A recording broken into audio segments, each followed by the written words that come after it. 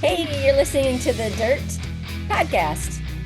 And we're coaches Loretta and Lindsay talking all things from trail running, training, and any races or stories we have coming up. All right, so let's get into it. Lindsay and I thought it would be fun to just kind of share an update of what we've been doing because I think the both of us have been pretty busy. Lindsay's always busy running races, but I've actually been busy too, doing a bit of community work too. So that's been fun. So let's start off, Lindsay, and tell us all about Cruel Jewel, one of the hardest hundreds. Oh my gosh. I don't even know where to start. Cruel Jewel, if anyone doesn't know, and I'm sure a lot of people don't know, it's kind of like one of these like almost underground, like it's got a cult following in the South for sure, but it's in the Blue Ridge Mountains in Georgia. And it's like got this lore. Like even when I went into it, I was talking to people that have done it and we're like, how long is it? Because it's over 100 miles, but they don't really tell you. They send you a GPX file to have on your watch and on your phone, but they're like, we promise it's a lot worse than this. And they were right. The GPX file only showed like 103 miles and like 23,000 feet of climb. And I've done a lot of hundreds with 23,000 feet of climb, and this was way over. I hit like my watch ended up dying around hour 34, and I had already hit 23,000 feet of climb, or hour 32, and I still had another almost 5 hours to go and a lot of climbing left. So, but basically, it is from what the collective watches gather, anyone gets around 106 to 110 miles. And everyone gets at least 30,000 feet of climb if your watch holds up, all the way to like 37,000 feet of climb. It's Jeez. a lot. And I like, you just think the climbs never end. It's in the mountains in Blue Ridge, Georgia. And their claim to fame in that town is like, that's where like the most Bigfoot Sasquatch sightings are. Oh, did you see a Sasquatch? I was hallucinating by the end. Then I saw Dolly Parton. I saw a lot of things. When you get like a little tired and you just start to see like rocks that don't actually make sense. But there's a lot of bears in the area, a lot of like wild boar, anything and everything. Lots of poison ivy, which I'm extremely allergic to. And that was my main fear. I was like, bring on Sasquatch, bring on the bears, but this poison ivy might kill me. So like I use like a skin salve beforehand that's supposed to like shrink your pores a little bit to not absorb enough of the poison ivy. And then at every aid station where you go through it, they have poison ivy wipes. Wow. I was so skeptical that these things would work. I only have 3 streaks on my body, and I'm telling you, I'm extremely allergic. So I wiped down every time I could. And so if you're somebody that struggles with that like I do, those poison ivy wipes actually work. They take off the oil. Mm. So that was a huge thing that I was worried about. All good. But I finished fifth place, tied for fifth place. A friend that, or a new friend that I ran with, we ended up running like the whole last day together. So we're like, let's just finish this thing together. Congratulations. Cool. Thank you. Yeah. And we finished right under 37 hours. And I think that's just about the longest I've ever been running at one time. But like, you're really moving this whole time. And like, I was really strong on the climbs. You have 48 hours to do it. And I wanted to finish around 36. So I was an hour off, but I'm super happy with that. Like, I pushed and pushed. Got stormed on at one point, and I didn't have my rain jacket because I'm like, it's hot enough out here. If I put my rain jacket on, I'm just going to overheat. Right. Um, but it ended up being right before sunrise. So I was actually freezing at the aid station when the rain started coming. And I was like, I got to get out of here. Everyone else stayed at the rain station. They gave me an emergency blanket and I tossed it over myself and just kept running. I did it without poles. My dad had met this guy, an older gentleman that had ran the race like 4 or 5 times. My dad showed up before I did because he was going to crew me. And this older guy like really put the fear in my dad of like, she needs poles. Like, what are you doing? Like letting her not have poles out here. And I don't train with poles. So I'm like, I've done Leadville without poles. Like poles are really helpful if you train with them and you know how to use them. Right. I don't know how to use them. They're So but actually extra work if you don't they're know. extra work. You got to carry them. They're more of a hindrance to me. I'm probably going to hurt myself trying to use them. I was fine without poles. There was one point you do this massive last 3 mile climb at like mile 90 something. And I made it down into the aid station and I was really hungry. So I ate like a bunch of boiled potatoes and immediately started climbing up. And the calories hadn't hit me yet. So I started getting a little dizzy. So I picked up a stick and like I just used it to stabilize myself for like 10 minutes and then I tossed it. But if you're wanting to do curl jewel, poles are recommended, but I was fine without them. So Uh, just putting that out there. But it was truly one of the best experiences ever. I trained for it. I had no issues. I was able to move the whole time, and I'm just super grateful that I got to do it. It's a hard rock qualifier, so now I can enter the lottery. hey. And yeah, I loved it. Like, highly recommend that race. Everything is like top notch there. It's very, very difficult, hardest thing I've ever done, but so much fun. Wow. That says a lot, hardest thing you've ever done because you had bad water a couple of times and you did hurt and not, yeah, hurt. Yeah, hurt. Yeah. Yeah. It reminded me of hurt. Hurt's more technical, so that makes hurt hard in a different type of way. But it was hard for me to rank hurt because I broke my tailbone 30 miles in and had to finish it. So of course hurt felt Right. way harder than what I it should have felt because I was just in so much pain. But hurt has about 26,000 feet of climb. So this has like at least 7 more thousand feet of climb and more miles. But you have longer to do it. But so there's trade-offs, but definitely the hardest race I've ever done. It gets really, really hot and humid, and especially in those mountains, like it just holds in the heat too. There, you're sweating. Like by mile 1, I was drenched. So I was like, oh my gosh, that humidity. Yeah, that humidity gets you for sure. So what It were trails, the train like as far as single track? What were you on? Yeah.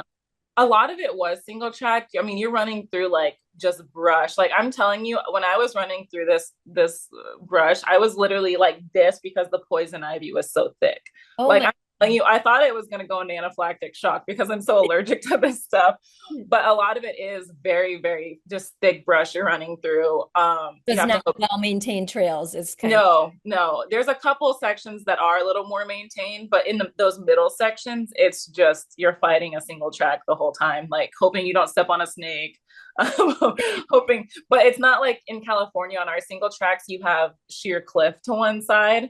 These ones, like they're mountains, but there's not very many like falls that you can have. Yeah, so you felt safe, but it wasn't as technical as like hurt or anything like that. There's a couple technical parts, but you're still able to run through them, which was nice. right. Any water crossings? A couple little puddles, but no true rivers, thankfully. My feet definitely got wet a couple times because it did rain out there. But no true water crossings. So that's always nice where you're not having to like wade through Right. water. It could have happened if the rain would have kept going, but thankfully no. Right. And did you see any bears? No, I mean, I started hearing, big rustling to the side on some of the sections, but I was just like, head down. And I was really worried because there's only, and friends that have done it was like, I ran the whole time by myself. And I was like, oh, I'm worried about that. But I had like a little group around me kind of at all times. So it was nice. Yeah. So the rustling could have been Sasquatch. It could have been Sasquatch. Yeah, I don't know. And like if you look up Blue Ridge, Georgia, there's so many like police dash cam footage. Like there's like that's supposed to be like the world's biggest site, and they have like museums there and everything like that. Get out. Yeah. Recently saw that there was some Sasquatch sighting that was confirmed in Michigan, sort of near us, and who knew? You have to wonder. You're like, what are people seeing? I know, exactly. But it is probably an ultra runner that had been out there like you for your FKT. Probably. We probably look like Sasquatch, all hairy. Yeah, and if you look it up, it's like it had a stench. I'm like, okay, this was an ultra runner Yeah. that just is lost. Right, because they always are running off, right? So This is just an unfortunate guy that's lost on the trail. Yeah, but I highly recommend if anyone is looking for it. There's not many qualifiers for hard rock on the East Coast. I know, but that's one of them, and in the South especially. So if anyone is looking, that's why I did it. And I know a lot of people want those hard rock qualifiers. So there's a ton on the West Coast, but very few on the East Coast. So that's a good one. and when is the Hard Rock Lottery? I believe at the end of the year, after Hard Rock. So I think around the same time as Western And Lottery. So that's thinking the same thing. Yep. yeah, Okay. yeah. But I want to hear about all of your stuff you've been going on. You were at the marathon. Did you run the marathon? So this last weekend, I was in Traverse City, Michigan, which is up north from me a few hours, and I did the Bayshore Marathon as a pacer.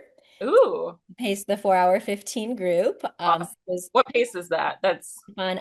It was like 9:44-ish, I yeah, very cool. yeah, so a nice pace. Got to meet a lot of cool people out there, and a lot of my friends and I all went to a campsite or like a campground, and we had all campsites really close to each other, and they either paced or raced also. So Uh, it was just a fun community event to be there, and yeah. we got some first time finishers in, which was really cool. So. And how is that course? Like what's the Beautiful. It goes along the lake, and mm, so that's really pretty. You can see the lake. Traverse City is just a really cool touristy area, which is fun. mm, It is an out and back, so that's also kind of fun because there was a 10K going on, and then there was a half marathon, and then the full. So we got to see, the leaders coming yeah, back, so that was, fun to see too. So yeah, very cool.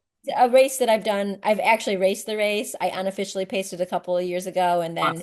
then actually was an official pacer this year. So I like pacing because I like Yeah. helping people. So Yeah, and I was gonna say, like, no matter what that pace is that you're pacing, it's actually difficult. Like, it's hard to, even if it's not like your normal pace, if it's slower or faster, like, it's hard to keep that pace because people don't need you to run faster or slower than it. It's that pace. Like, that's what they're training for. It's hard to stay on it. I've only paced once or twice, but I remember thinking, like, oh my gosh, like, this is more yeah, difficult than it seems. it is when there's, a little bit of hill because this course has a little bit of rolling hills. Yeah. Pace is changing as you're going Yeah. up, you're going down. And overall you want that to be the average pace. So we came in about 55 seconds too fast, which is Oh, okay. that's perfect. Anywhere from a minute to like 30 seconds fast is kind of the goal. Yeah. So it worked out. But yeah, you just are constantly checking those mile markers, making sure that you're, on with what they're saying that you should be. Yeah. And okay, like either we got to cool it off a little bit, or Yeah. it was a kind of our day is just kind of like making ourselves slow down a little bit, so we weren't Right. getting too hot. But yeah, so it is a little bit of pressure keeping that pace the entire time. It is. And I think like you were saying, you want to come in a little bit faster because the courses are longer, especially if they are USATF certified or anything like Right. that. Yep. I was running next to a pacer one time who paced all the time, and I don't know if this is true. I'm gonna have to fact check it. But he said if it is like a Boston qualifier, USATF certified or anything, it has to be zero point 0.1 over 26.2 to make sure that the distance is actually there because a lot of people are going to be running the tangents and things like that. So that would make sense. So like anytime you pace, like you have to like also factor in that it might be a little bit longer. So coming in a little faster is always a good idea. Right, and that's a good point because this one is a base or a Boston qualifier, and I know that there have been some marathons that ended up being just a little bit short, and people who thought they qualified didn't qualify because Didn't qualify. it wasn't as long as it was supposed to be. So, Yeah. Like the LA marathon is like always like 26.7. oh, even longer. Yeah, they like really make sure that you're Yeah. in there, and it's already a hard course to begin with. But yeah, I love that, and pacing is like such a good thing to like give back to the running community. I need to do more of it, but it's hard. It's Yeah, very difficult to make sure you can get that because a lot of people train so hard to run that 4:15 right. or whatever it is. Yeah, you definitely don't want to be off. Over, you would feel horrible. Yeah. Yeah, like oops, sorry about your BQ. Right. Oh, I love that. Nice Um, day. The weather was perfect. It was like 50 degrees. So uh, that was awesome. Because I've been at Bayshore where it's been 80 or 90 degrees and full humidity, oh, so it was like the ideal day to have a really good race. yeah, very cool.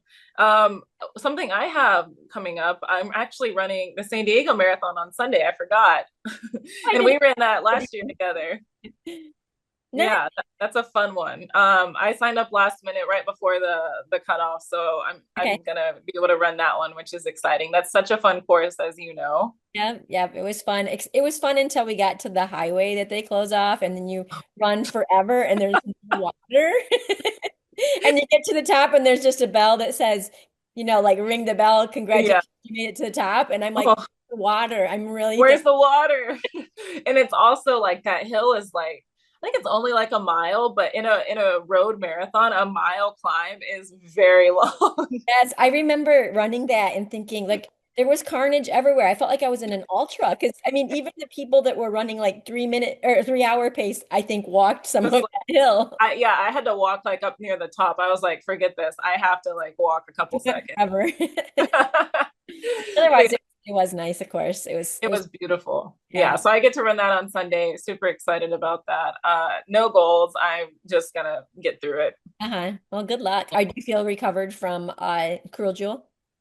Honestly, yeah. Good. He's so proud of me. I've been doing this quietly. I haven't been advertising it because I'm not great at it yet, but I've been doing strength like consistently since before Blue. So since like early April, I mentioned it to you. Yeah. But I've been doing strength consistently and I think it helped me be ready for Curl Jewel. I Yeah. had no back issues. My legs handled the downhill, but I'm specifically focusing on single leg strength for a while. Yeah.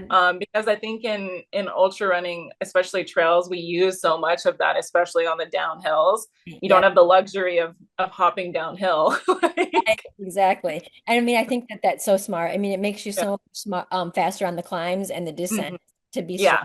Because we are either on one leg or another, Yeah. time. So we have to have good balance. And so we Yeah. have to be strong equally Hmm. on both sides. So I'm excited Exactly. that you decided to start doing strength training. So Yeah. remind me after the show and I'll tell you another plan that I put in there that you might like. Yeah, for sure. I mean, I've been doing Focus. obviously those. Yeah. Yeah. And it's so much fun because I have had foot surgery on my right foot. So my right side is was so weak. I like wasn't even able to do anything. Like I was wobbly, my knee would collapse in when I would do any sort of squatting. But now I'm getting so much better. So I think when you asked if I was recovered, I think that the strength really has helped me.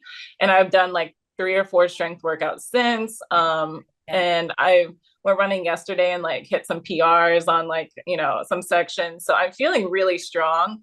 I haven't ran fast in a while, so I don't know what that feels like, but I'm feeling really good. I'm in this place where like I'm really enjoying feeling strong versus doing a ton of speed work. So that'll switch. I'll do some more speed work later on this year, but for now I'm feeling really good. Yeah. So happy about that. Right. The strength training will maybe, I mean, it's going to make you faster anyway. So Yeah. you'll be stronger. It'll be Yeah. interesting how your race goes on Sunday. I So, know. I'm excited to see. Like, yeah, I have no idea. I just came off of a hard 100, but I right, feel good. So, you never know. Your body is so resilient. So we'll see. right, right. Oh, that's cool. Yeah. So, a couple weeks ago, I guess maybe it's a couple weeks ago. I don't know. Time is flying for me right now. I also was out in Denver and was at Yeah. the Colfax Marathon. So Yeah.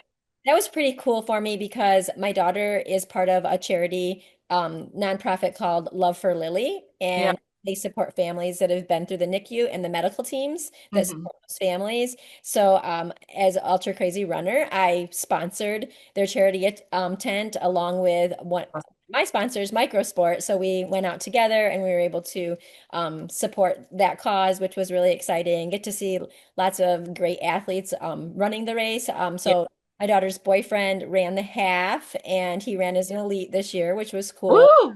And, but it was a stacked men's field. There was somebody that had an Olympic medal in the field. There was somebody Wow. the USA track and field champion. So it Yeah. was fast. The top three men all were under course record this year. Oh my gosh. Pretty exciting. So it was fun to watch. They had bleachers set up at the finish, so you actually there were a lot of people sitting there watching the finish, and yeah, so super fast time. So Yeah, that's so exciting. yeah, yeah. So got to meet a lot of really cool people there too. So that was fun, and of course I got to spend some time in Boulder with Maddie. So. Did Maddie run or no? She did. She also ran Uh, the half, which she didn't have the day she wanted, but she also was very stressed working on getting ready for this event for work. So yeah, like, hard to balance the two. yeah, I'm like sometimes it's hard to perform well when you're also doing an event to the day before and on your feet all day. And Right. so, Absolutely. No, and that's so cool because like you're in that, what is it, Denver? Did you And it say? was Colfax, yeah. Yeah, so like that whole area is like ultra running mecca. Like you're gonna get like such fast people to watch. So that's really cool. I love that. Yeah, it was cool. So Awesome. And then her charity, the what is it, Lily's it's called Love for Lily. Love for Lily. And what was, explain a little bit more about that again? So they support families that have been through the neonatal intensive Right. care unit and the medical teams that support them. So they Okay. support them social, emotionally, financially. It's really Great. a cool thing. I love it because it kind of connects to my background of special education. Hmm. Back in the day, I did a lot of tracking of premature infants in the county that I worked, Okay. track their developmental progress. So it's kind of a neat blend for me to be part of that. That's really, really neat. I love that all came together in the half marathon, and that's a really cool way to support them. I love that. It was cool. I also went to an event with Love for Lily at a play. It was an OtterBox event. So Mm. OtterBox does a thing called Otter Cares, and they bring Mhm. together different charities, and they have their employees there, and they all help with tasks that need to be done for each of the charities, which was really Right. so like doing, stuffing our race packets or writing thank you cards or, that kind of stuff. Yeah. So we spent the day with OtterBox doing that, and it was really cool that That's there was awesome. employees that I guess they give their employees so many community service hours a year that Yeah. they pay them if they, come and do it. And the Yeah. employees just seem to really love it. And it seemed to be a really great working climate. And I think like in this like place that we're at, it just as a country, like there's so many cuts being made, and there's like unfortunately a lot of charities take a hit, and they really rely on people to help fund them and to help bring their visions to life, because I mean the economy is just a little not great, especially out here in California. Right. Or Denver probably is feeling the hit too. So it's really, really cool that it's able to still give back, and everything is going seemingly well for them. So yeah, I'm really happy to hear that. Like anytime I see a charity that's able to work through this climate situation, social climate situation, I think is really, really cool. So I'm Yeah. glad that you got to go do that. Yeah. Yay. And then you are pacing Western states too, right? Yes, yes. So one of my athletes, Russ, was drawn for Western States. He had two tickets, so he Oh was my gosh. lucky. We kind of joked before going in, like I'm not getting in. And I was giving him like his percentage of like Yeah. 0.0002 or something. Nothing. It's on the floor. I'm like, and my last text to him was, "May the odds forever be in your favor." And they were. And they were. No, I don't know if I have 32 or 64 going in this year, but I'm still not like, I'm Isn't like, that the great? odds are still so low. Right. So he got in. Of course, he's from the Midwest. He lives near me, and Yeah. I'm going out there to help. We're going to take our van out on a trip out west and help crew and pace him. So Awesome. that'll be fun. It'll be a really cool experience to be out there and get to actually experience besides just Yeah. watching the live streams. Yeah. And I mean, I'm sure people have that listen to this podcast know Western states, but it is so iconic. And the fact that like they're pulling people from all over the world. And it is so hard to get like, if you don't know the Western states odds, like please just look them up. Like, even if you have, I think if you have like, they keep having to raise it, but I think it's like 10 years in the lottery. I think that you have a guaranteed Okay. spot, maybe. But I think it's like raised now because so many people haven't been drawn after like 10 years. So when you get this opportunity, you have to be sure that you are showing up ready, because it's become kind of a once in a lifetime opportunity, unless you're an elite that has a brand deal, or you win a golden ticket race type Right. of thing. So to be chosen for this is so special. I hope one day I can do the same, but I've paced it as well. And it is the most magical experience. Like we were talking prior to the show, like I paced from Forest Hill to the finish, which was almost 40 miles, but I got to see a lot of the course. It's so beautiful. That area of California is so special. Like Auburn, the city of Auburn is this cute little mountain town. Like it really, and a lot of times, like, some of these towns become like cynical to their race that's there because it brings traffic, it brings so many people that they can't handle, but this town truly embraces the runners, the culture. It is so special, so you're gonna like just absolutely love it. I'm so excited for you. It'll be a fun adventure. Yeah, yeah. And I mean, truly like, oh gosh, I'm so jealous that you get to go go to it. You're gonna love it, and then you're gonna start. Have you ever entered the lottery or no?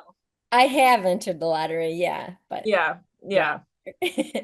And the hard part about Western is like you have to enter every year, which makes it really difficult as a runner because you accumulate your tickets double every time you enter. Right, So, but if you don't enter, you go back down to zero. So you have like it makes it really hard as any runner. Like if it takes you 10 years to get in, you're 10 years older and you're right. still having to run these qualifiers every single year. You have to run a qualifier, enter the lottery, and then you have to be told no, and then you have to you have to keep doing it over and over again. So these people that get to be on that starting line most likely have been trying for a long time. Now, I, occasionally I, you do get a wonderful surprise like Russ. I've known people to get off of one ticket. But I paced my friend Mary Lou, and she was on the wait list. She was like the last person to be drawn off the wait list. wow. And so she had to go. Like she had to drop all plans and like just head to Auburn. And she wasn't necessarily trained for that environment, but we made it. We got her through it. And I mean, once you get in, you have to do it. Right, exactly. Like you have to do it because the chances of getting back, another opportunity are so slim that, So slim. yeah, yeah. So I That's mean, so exciting. so it should be fun. I'm excited to be there, and I'm Yeah. glad to have your support on exactly what the courses looks like, and that's super. Yeah. So And maybe we'll have to swing by and see you because we'll be out yeah, it. I know, seriously, like California is big, but it's not that big. Like we can Right, make it happen. right, exactly. And we'll be in San Diego a bit, so we'll Yeah. be. Oh yeah, you have your who is it your son that lives in San Diego Yeah, now? yeah, Yeah. yeah, Yeah. That's amazing. Yeah. So exciting. yeah. So one last thing that I have going through Ultra Crazy Runner, which is my business, and I'm hosting a global run day, which is June 4th. So if anybody wants to be part of that, our goal is to log at least 500 miles on that day as a collective. So you can run as many miles or as few miles as you want. You just Mhm. need to go to our Strava page and join the group. And if you're interested, you can find that link on my Instagram, Ultra Crazy Runner, in my bio, and you can link right to the Strava page, get yourself signed up, and be part of the Ultra Crazy group that gets to at least 500 miles in one day, which I think Yeah. we can. Our numbers are growing. We have quite a few people committed to doing it, so that's exciting. Yeah, I've made it specific. I'm like, definitely gonna run that day. Obviously it's global run day, but I've joined the cause too, and I will share it as well. So Okay. everyone go join the Strava group so we can see how many miles we can run. I don't think I get any extra points for elevation, but I plan on climbing that day too. Oh, yeah, I don't think there's any elevation goals, but we should have set those. Yeah, but not everyone lives in a place where we can climb. Exactly. Let's see. I'm running the Jackal marathons. They're still open for registration. They're in a suburb of Memphis, Tennessee. So this is like the best test that you will ever get. I think they're harder than running 100 miles. Like you can run any of the 5 days, but a lot of us, I think there's 17 of us or 18 of us so far that are doing all 5 days. You run a marathon every single day. They're hot, they're humid, two are on trail, two are on the road, and then one's a combo at the end. But it's such a family feel. Like I do it every year. It's so nice to like see everyone, pushing themselves all 5 days. And a lot of times, I think I did these before I ever ran 100 miles. So my friend who hosts them told me, if you can do this, you can run 100 miles. So that kind of puts like the confidence in you. But there's nothing like waking up day after day was so sore Right. And having to and go. having to go run another marathon. And then I have an athlete who really wanted to come, but he can't make it. So he's like, I want to run a marathon every day Oh, just next week. okay. So he's gonna do it. I know, and Sean, he shout Okay. out. He thrives off of this kind of a challenge. Right. So he's Oh, gonna that's do that. great. I love Yeah. that. So does he have different, is he going to make different courses too, similar to that? Yeah. Yeah, he lives out here, so he's gonna do, a mix of it. He has trails to climb and all of that, so Hmm. he's super excited about that. But a lot of runners, like really, a lot of runners, my athletes especially, and I'm kind of the same way. kind of struggle with like they don't want to do the same courses all the time. Like they really want to like they don't like doing the same hundreds, the same 50 milers, same marathons. So a really cool challenge, and they're becoming more popular, is to see if you can do a back-to-back marathon. Like it really is fun. Like you don't have to commit all day to it, but it's a couple hours in the morning, and see if you can make it happen the next day and then the next day. I know like the East Coast has a couple different 5 marathon series now, but this one's in Tennessee. So much fun. So if you're like get bored of races easily, look up something like that. They're really cool. That's fun. Yeah, that's exciting. Mhm. Yeah. Now, and this is what, like your fifth or sixth year of doing it, I maybe? think my 6th year of doing all 5. One year I had this like bright idea because I was gonna doing 100 like the next week, like in like 9 days. So I was like, I want to be there, but I didn't want to run 5 marathons right before 100. So I was like, I'm gonna do days 1, 3, and 5. Oh my gosh, I was even more sore than if I would have just ran all 5. Because like your body has time to get more sore before the Right. next one. You're better off just running all 5. So there was one year I only ran 3, but I think I was in worse shape than if I would just just would have ran all 5.